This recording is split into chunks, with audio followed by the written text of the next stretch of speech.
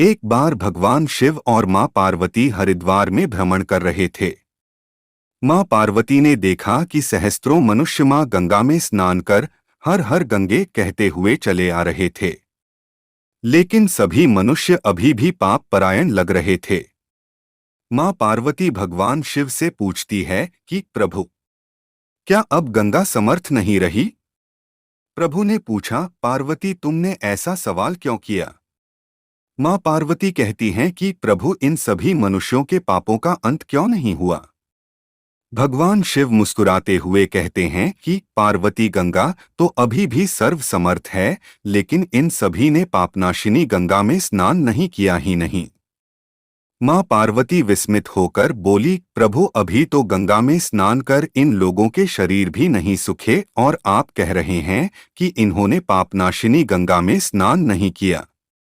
भगवान शिव ने कहा, पार्वती मैं कल तुमको इस बात का भेद बताऊंगा। अगले दिन प्रातः बारिश होने लगी और सभी रास्ते पानी और कीचड़ से भर गए। भगवान शिव एक वृद्ध का रूप बनाकर एक गड्ढे में ऐसे बैठ गए कि मानो वह इसमें गिर गए हैं और उनसे वृद्धावस्था के कारण निकला भी नहीं जा रहा। उन्होंने मां पार्वती को समझाया दिया कि तुम गंगा स्नान कर आते सभी मनुष्यों को सुनाकर कहना कि मेरा पति इस गड्ढे में गिर गया है। मेरे पति सर्वथा निष्पाप आत्मा है और कोई निष्पाप पुण्यात्मा है उनको बाहर निकल सकती है। अगर कोई व्यक्ति निष्पाप है तो वही मेरे पति को बाहर निकालने के लिए हाथ लगाएं। लेकिन अगर कोई निष्पाप नहीं हुआ तो उसका शरीर जलकर भस्म हो जाएगा। मां पार्वती अब गड्ढे के पास बैठ गई और सभी को सुनाकर कहने लगी। हर कोई सुंदर स्त्री को प्रलाप करते हुए देखकर रुक जाता।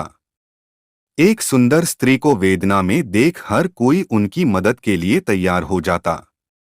लेकिन जैसे ही वह वृद्ध वेशधारी भगवान शिव को बाहर निकालने के लिए हाथ बढ़ाने लगते, माता पार्वती तुरंत उन्हें टोक देती। वह कहती, मेरे पति सर्वथा निष्पाप आत्मा है और कोई निष्पाप पुण्यात्मा है उनको बाहर निकल सकती है। अगर तुम निष्पाप हो तो मेरे पति को बाहर निकालने के लिए हाथ बढ़ाना। मैं तुम्हें पहले ही चेतावनी दे देती हूं कि अगर तुम निष्पाप नहीं हुए तो तुम्हारा शरीर जलकर भस्म हो जाएगा। इतना सुनते ही हाथ आगे बढ़ाने वाले हाथ पीछे कर लेते, क्योंकि उनको लगता था कि हमने जीवन में कभी ना कभी तो पाप किया ही होगा। दूसरे उनके मन में आता है, इस बुढ़े के लिए क्यों अपनी जान जोखिम में डालने। इस तरह सुबह से लेकर संध्या हो गई, हजारों लोग स्नान कर चले गए, लेकिन किसी ने भी वृद्ध को निकालने की हिम्मत नहीं की। शाम के समय एक युवक हाथ में लोटा लिए वहां से गुजरा तो मां पार्वती ने उसको भी अपनी व्यथा सुना दी। जब वह मदद करने के लिए हाथ बढ़ाने लगा तो उससे भी वही बात कही जो अब तक वहां से गुजरे हजारों लोगों को कही थी। अगर तुम सर्वथा निष्पाप हो तो ही मेरे पति को हाथ लगाना, नहीं तो तुम भस्म हो जाओगे। वह युवक बोला, माता मैं अभी तो पतित पावनी गंगा में स्नान करके आया हूँ और गंगा स्नान के पश्चात तो सभी पाप नष्ट हो जाते हैं। मैं अभी आपके पति को बाहर निकालता हूँ। उसने हाथ बढ़ाकर वृद्ध के रूप में भगवान शिव के बाहर निकाल दिया। भगवान शिव और मां पार्वती ने उसको अपने वास्तविक स्वरूप के दर्शन दिए।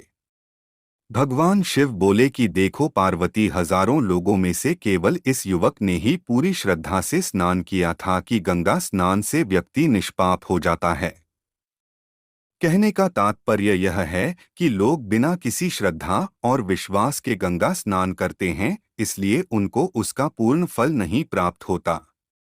इसका अर्थ यह कदापि नहीं है कि गंगा स्नान का फल नहीं मिलता, लेकिन गंगा स्नान का वास्तविक फल उसी को मिलता है जो पूर्ण श्रद्धा भावना से स्नान करता है।